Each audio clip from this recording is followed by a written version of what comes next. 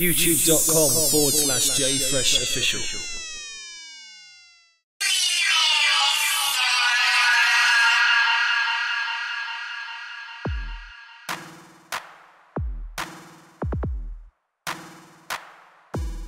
What's going on? It's Jay Fresh right here. This is not a drill. We are in the back of my car outside a nightclub. His phone's pinging off. He's just come out the rave. Girls are popping him off Twitter, Facebook, the mobile.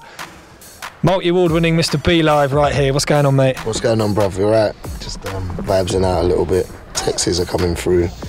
It's another business flight out to Las Vegas first thing in the morning to make £1 million. That's how B Live rolls. It's very matter of fact. Now, I want to talk about your history first. So, if you are without doubt one of the veterans, and I'm not going to say of the UK garage scene because there's so many more different strings to your bow, from jungle through the funky, through the grime. Yeah.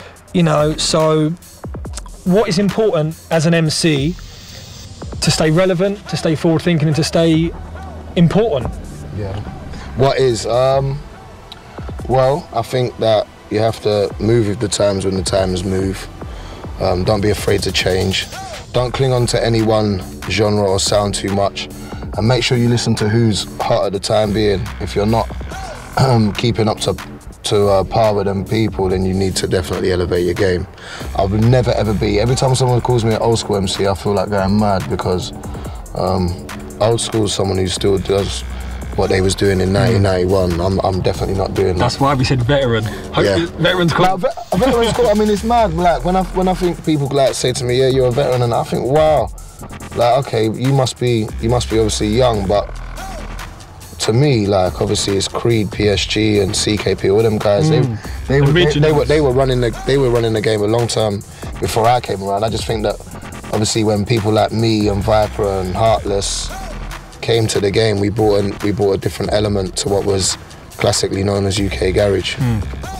Exactly, and in terms of your productions or your feature records, I mean, your sound has changed so much from Valerie M, Armageddon, records like that, right through to kind of Modern Warfare and the new joints that are banging right now. So again, describe how you're very quickly describe how your sound has kind of evolved and changed as well. But the funny thing is that out of all the records you picked obviously 11:59 with me and Valerie. I love that tune still. But that is. I mean, if you're talking about the original, not the garage mix that was done of it, it's not a million miles away from what Modern Warfare is. Obviously, I came to garage. I was a spitter. I write lyrics. I spit bars. But I had to learn how to play the garage game, and otherwise I would never have been accepted into it because you have to have a particular style, and it wasn't really about being aggressive or talking about what's going on in your street life. It was more talking about what the girls are wearing and champagne and party vibes, and obviously I had to adapt to that. So I did. Only the real underground heads really know about 11:59, like the Millennium tune. A lot of people just they don't know about that, but that's what I love. I always say to people, like, you might have a bigger fan base than me or whatever, but my fans are the best because they know the history. You know what I'm saying, the real stuff. Yeah.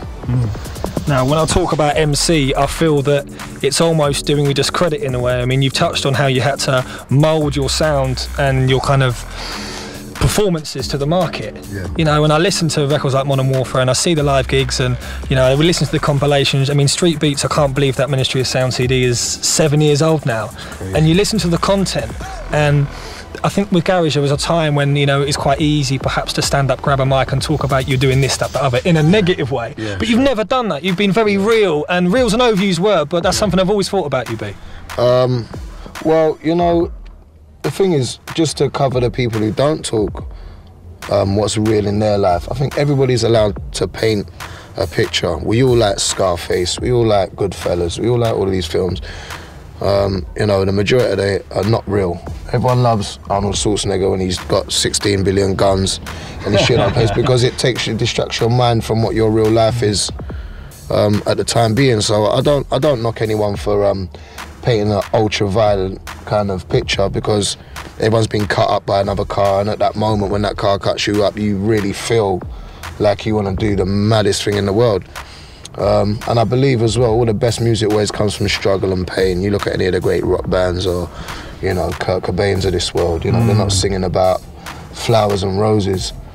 But as far as my reality goes, you know, I've seen a lot of stuff. I've been around. You know, I do come from North London. You know, it's no big story to tell anyone that I've seen a lot of the negative stuff. And there are songs, if you search through my background, that do address situations that I've seen. However, what I do in the club is different to what I might do on a CD or a vinyl. You know what I'm saying? I don't really, when I'm in the club, I don't really want to hear about the struggles of day-to-day life. In fact, I want to do the opposite. I want to go in the club and forget about the struggles of day-to-day life. So I think the thing for me as an MC is I try to put myself in the position of the listener. When I'm at home and I'm recording a CD, I don't have to worry about the listener. I can just do what's on my mind and in my heart. But when I'm in a club, obviously I've got to think about the people that have paid £20 to come in to forget about their week. You know what I'm saying? So. You've spoken in the interview about how the garage and BlackBerry, by the way. You don't have a BlackBerry. iPhone. In the minority here, but it's all love still. BlackBerry still. That's my BlackBerry, obviously. We spoke earlier in the interview about how garage and grime and your musical background has changed, and obviously how you've had to adapt your style. Yeah. Like I said, I see you as the guy who should be signed. I'm not saying that because we're sat here with you, but I think there's so much quality. I think, with the greatest respect to a lot of people who, there's that competitive marketplace. I think, seriously, this guy should be out there. Now, as an MC / host / rapper, however you want to picture it, where does it go from here, if you see what I mean? Because the garage, for example, has changed so much in 10 years to the fragmented scenes now. Where do you go? Where do you, I won't say fit in, because that sounds almost... I think the thing for me is I haven't put out a lot of music, so if anyone wants to blame anything for me not being signed or being out there recording, I haven't put out enough music to warrant labels kind of wanting to pick up my music. You know, when I grew up, I was listening to Hyper D. I just wanted to be an MC on the stage.